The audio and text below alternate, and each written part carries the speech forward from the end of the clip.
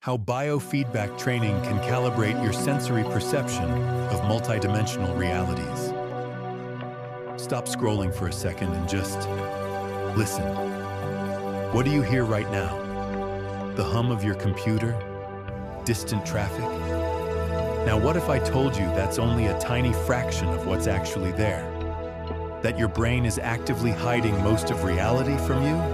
In this video, we're going to explore how you can start taking conscious control of that filter. We'll look at how a cutting-edge technology called biofeedback can act as a volume knob for your senses, letting you tune into realities you never knew existed.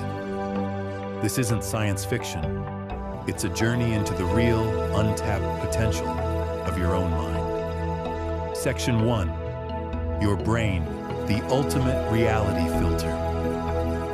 To understand how to change your perception, we first need to get how your brain builds it in the first place. You don't experience the world directly. Instead, your brain constructs a model of reality from a constant stream of data. But here's the catch.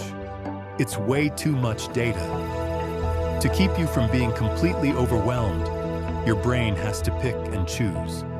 It has to filter. Think of your brain as a master prediction machine. Based on your past experiences, it's constantly guessing what's important and what isn't. That weird hum from your refrigerator? Your brain filed that under unimportant years ago, so you don't even notice it anymore. The feeling of your clothes against your skin, filtered out. The subtle shifts in air pressure, filtered out. This process is run by something neuroscientists call predictive coding. Your brain predicts the sensory information it's about to get. If the incoming data matches the prediction, the brain just turns the volume down. It basically says, "Nothing new here. Move along." But when something unexpected happens, a loud crash, a sudden touch, that's a prediction error. Your brain cranks the volume, and suddenly you're paying attention. Most of the time, this system works beautifully. It lets us focus on what matters for survival and ignore the rest. But it also means your everyday reality is a heavily edited version of the full picture. You're living in a world your brain has curated for you based on old data and survival priorities. The problem is, you're not in charge of the editing room. What if you want to notice different things? What if you want to change what your brain thinks is important? What if you could control the filter itself? Section 2. Biofeedback, the control knob for your brain. This is where biofeedback comes in. Put simply, biofeedback is a process that lets you see what's happening inside your body in real time. Think of things you can't normally control consciously, like your heart rate, muscle tension, or even your brain waves. Biofeedback technology uses sensors to measure these signals and then feeds them back to you with visual or sound cues. For example, a device might track your heart rate and show it as a color on a screen. As you try out different thoughts or breathing patterns, you can literally watch the color change, giving you immediate feedback on what's calming your system down. You're essentially starting a conversation between your conscious mind and your autonomic nervous system. Now let's take it a step further with a powerful type of biofeedback called neurofeedback. Neurofeedback, or EEG biofeedback, does the same thing, but for your brain's electrical activity, your brain waves. During a session, electrodes on your scalp monitor your brain waves, and that activity gets translated into something like a video game or a sound. Imagine you're watching a movie, but it only plays clearly when your brain produces more of a certain brainwave tied to focus. Your brain, which loves rewards and efficiency, quickly figures out what it needs to do to keep the movie playing. Over time, you're not just playing a game, you're fundamentally training your brain to self-regulate.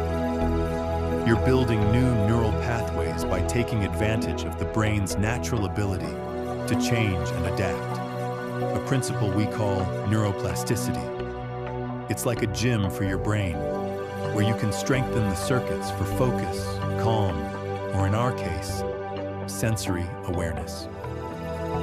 Section 3, the science of sensory calibration. So how does training your brainwaves let you perceive new realities? It boils down to two key mechanisms that neurofeedback helps us consciously control: sensory attenuation and sensory amplification. Let's start with sensory attenuation. This is your brain's internal mute button. It's the process that filters out sensations you create yourself so you can tell the difference between your own actions and things happening in the outside world. It's the reason you can't tickle yourself. Your brain predicts the feeling and turns the volume down. This is crucial for having a stable sense of self. When this system gets disrupted, like in conditions such as functional neurological disorder, the brain can't properly filter its own signals, which can lead to hypersensitivity, chronic pain, or feeling disconnected from your own body. Now for the opposite, sensory amplification. This is your brain's zoom function. It's when you intentionally focus your attention on something to make it feel more intense. For example, just focusing your visual attention on your hand can actually increase the tactile sensitivity in your fingertips. Your brain's executive centers are actively boosting the signal. This is a top-down process where your conscious intention directly changes how vividly you perceive something. Biofeedback, especially neurofeedback, gives us a direct line to controlling the balance between this muting and zooming. By training specific brainwave patterns, we can learn to deliberately turn down the noise and turn up the signal. For instance, studies show that training alpha brainwaves, often linked to relaxed awareness, can help suppress irrelevant sensory info. At the same time, training beta brainwaves can sharpen the brain's focus, helping it lock onto a target, like one voice in a crowded room. You are essentially learning to operate the control panel of your own perception. You can choose to tune out the endless chatter of your internal monologue or amplify the subtle sensations in your body you normally ignore. You are recalibrating your own sensory thresholds. Section 4. Real-world applications. Hacking perception. This isn't just theory. It's being used in incredible ways right now, especially when combined with virtual reality, VR. VR gives us an immersive world where the rules of reality can be rewritten, making it the perfect lab for recalibrating perception.